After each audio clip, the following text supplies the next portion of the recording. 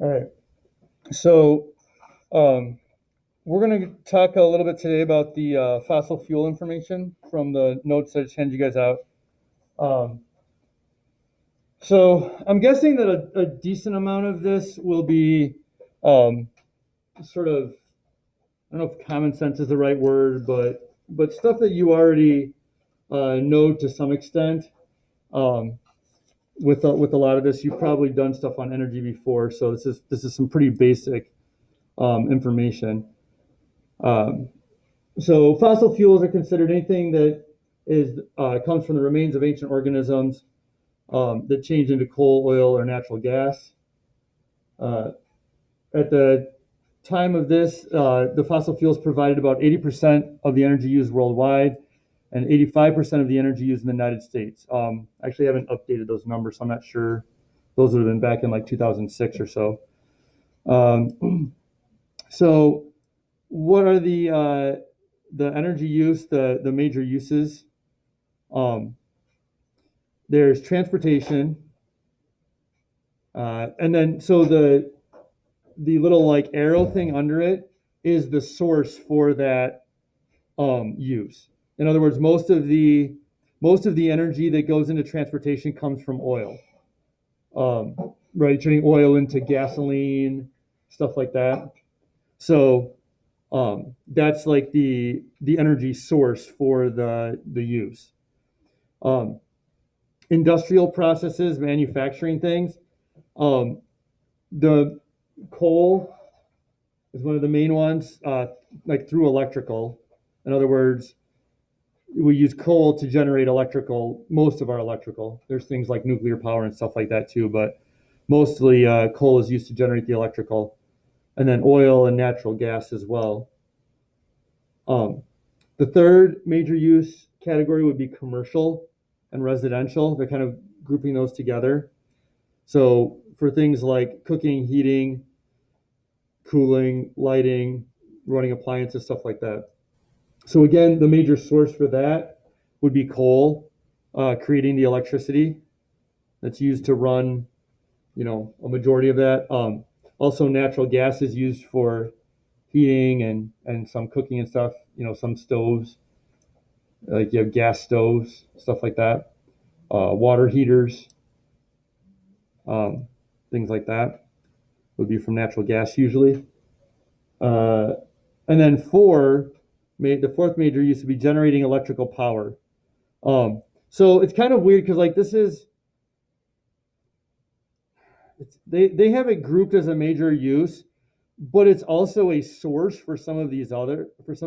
So it's kind of like I don't know. I think just because um, it's such a big category, like generating electricity is such a large category of energy usage that they're kind of putting it as its own, even though it's actually a source for some of these others as well.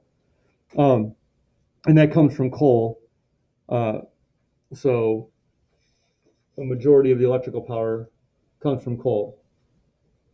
Now we like as I mentioned, um, there's also electricity generated from things such as uh, nuclear power, solar stuff like that. But under fossil fuels, the fossil fuel that we use to generate electrical power is coal. Okay. So, what are problems with fossil fuels? Again, stuff you're probably aware of. There's a limited supply,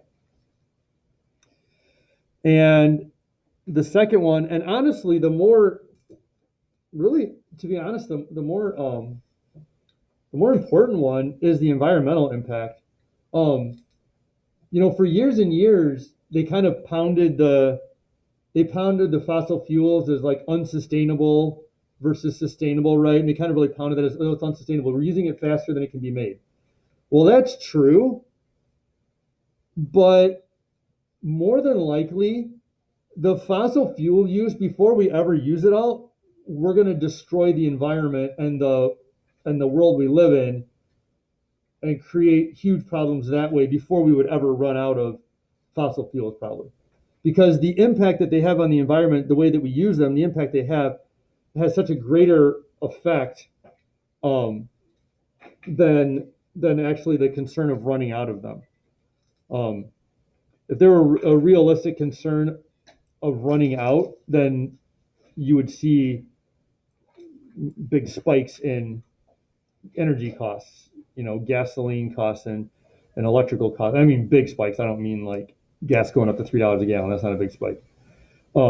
You'd see huge spikes if that were ever a concern, or I mean, like a concern in the near future.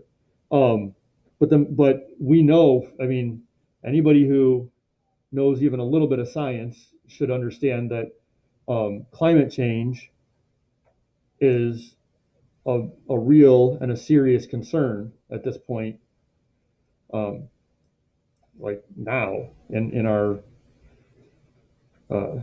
in human time period or whatever you want to say in the time period of the world. It's a concern. Um, so the environmental impact is actually one of the biggest things. The highest world energy use. This is average per person. Sort of what you would expect. Number one is the United Arab Emirates. Number two, not exactly what you would expect, maybe, but it makes sense once you think about it a little bit. Canada. And then three, the United States. So all our industrialized, high income countries, United Arab Emirates is one of the richest, per capita in the world. What's that? Isn't that like Dubai? Yep. Yeah. So why do you think Canada is number two? Really cold out there. Yeah, no, seriously, it is. It's cold and dark. Um, I mean, and that's part of it. That's a lot of it. It's cold and dark, and um, you've got it's also a large country landmass wise. So you've got shipping and transportation. Excuse me, shipping and transportation costs, right? Um, I am a little surprised that Russia is not on there. Well, it's only the top three. My guess is Russia's pretty high, but probably because Russia has a lot more um, poor areas where the energy use, just because of lack of infrastructure, isn't quite as high. That'd be my guess, is why they're not as much up there. But um, yeah, a lot of energy expended in heating and transportation and all kinds of stuff like that would make sense. So not really very shocking.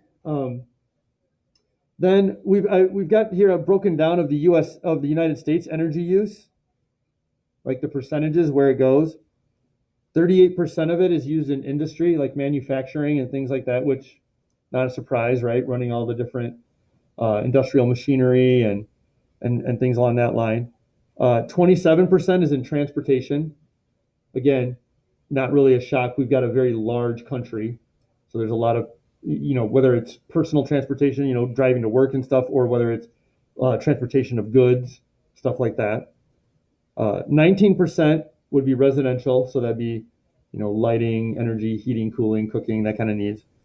And 16% is commercial. So these last two surprised me a little bit when I saw them.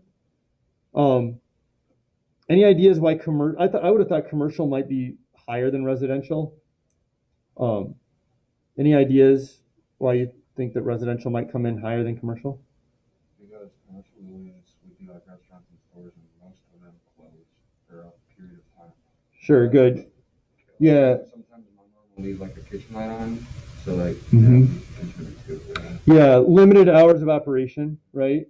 And usually most business owners trying to save money, they're not going to do things like they're not going to heat the building, or I mean, or cool the building when they're not in it, or when people aren't in it, or not as much at least, right? They'll change the thermostat settings or whatever. Versus in a house, a lot of people will. I mean, some people have like the thermostats that can adjust for times, but a lot of people just leave a thermostat at a certain point, right, throughout the whole day, night, stuff like that. People are in their house, so you've got heating, cooling, and then if you think about it, just like sheer number of people in residences, right?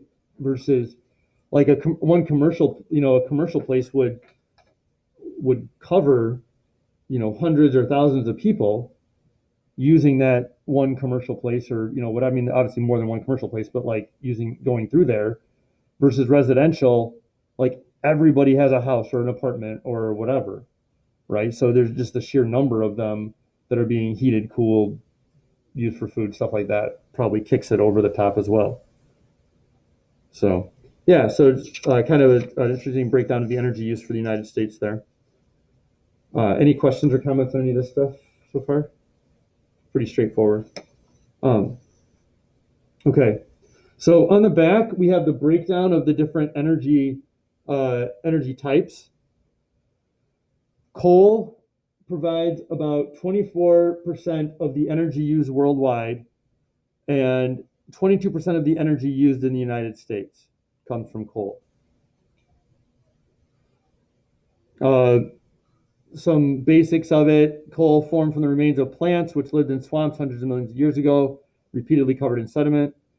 Benefits of coal: inexpensive, easy to use in the current infrastructure. That means like everything's already built to handle coal and use coal. Um, it requires little to no refining. That means basically what you pull out of the ground is what you burn for the most part. Okay. Drawbacks: air pollution from combustion. Coal has a large amount of air pollution that's produced from it. Uh, it can cause acid rain from the air pollution, the sulfates getting into the air, sulfur products getting into the air and creating acid rain. Waste rock can cause toxic leachate. The it's called I think it's called like slag piles, SLAG, slag piles from coal mining. Have a bunch of different like toxic metals and substances in them. And a lot of times they, at least, I mean, there's probably laws about it now, but they used to just literally pile that waste rock up in the, like in just in piles where they had mining. And it was open to the environment and was really, really hazardous and bad for the environment. Um, and in general, coal is an inefficient fuel source when turned into electricity. Um, so do you guys understand what it means by inefficient? Like, yeah. I mean, compared to other ways, it's pretty bad. I mean, there's way much better ways of Yeah, getting. It doesn't produce much energy for how much it costs for how much. yeah. So like a combination of like the cost and literally just like for the amount of energy that's in coal, the amount of energy that's in coal that can be transferred into electricity that we get out of it, like that we can turn into electricity, is not very efficient. So in other words, like, for every 100 units of energy in coal, maybe you get 20 units of energy out of like turned into electricity or something. The rest has gone to waste in like heat and light and stuff like that. So I don't know what the actual numbers are, but that's what it means by efficiency. So like if you think about like vehicles, you talk about more efficient the vehicle is, the better gas mileage you get, right? So gas mileage is like how many miles you can go per gallon. So the more miles you can go per gallon is essentially what's happening is you're turning a higher percentage of that gas into movement, into travel, right? That's what efficiency is essentially in terms of like energy efficiency. So even though we've used coal for a long time and we get a lot of energy from it, the actual percentages efficiency wise is not, it's not really that efficient of a fuel source. Okay. Secondly, petroleum, oil. It provides about 38%, 38.6% of the energy used worldwide and 40% of the energy used in the United States. Formed from the decay of tiny marine organisms that accumulated on the bottom of the ocean millions of years ago. The remains were covered in sediment and heated until they turned into crude oil. So why do we find oil on land sometimes? Sure. Bingo. Used to be an ocean or some kind of a large aquatic area, right? That was, for one reason or another, dried up, turned into something else, covered up, and buried, and the oil was produced. So what are the benefits of oil?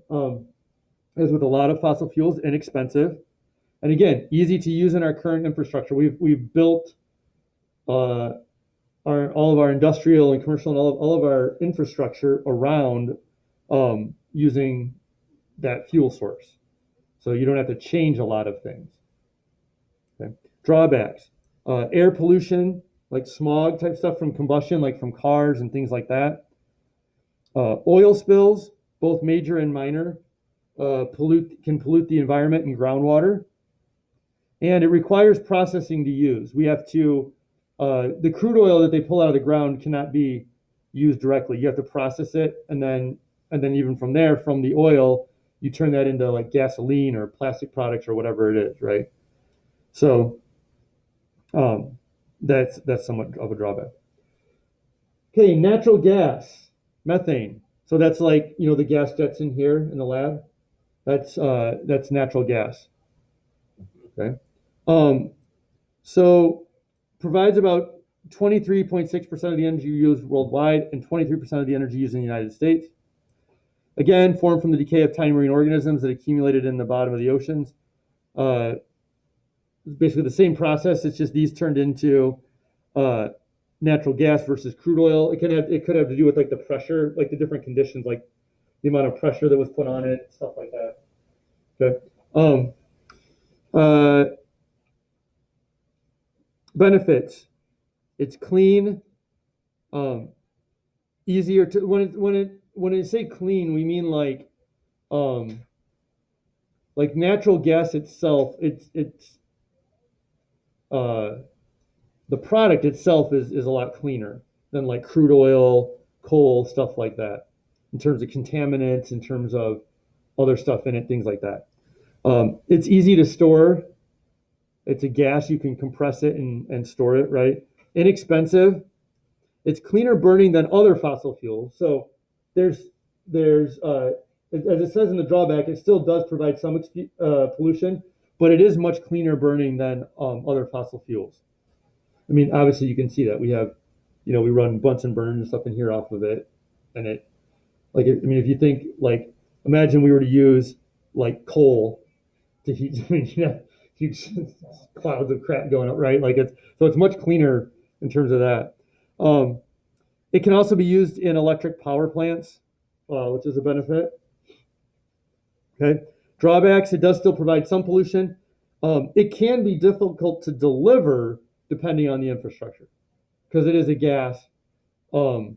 So depending on the infrastructure and what's available, it can be more difficult to deliver.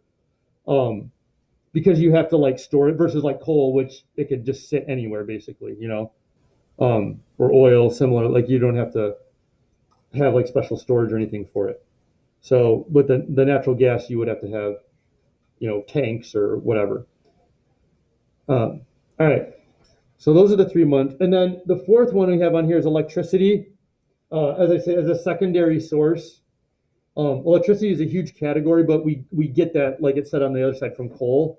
So electricity is created by electric generators, which convert mechanical energy into electrical energy.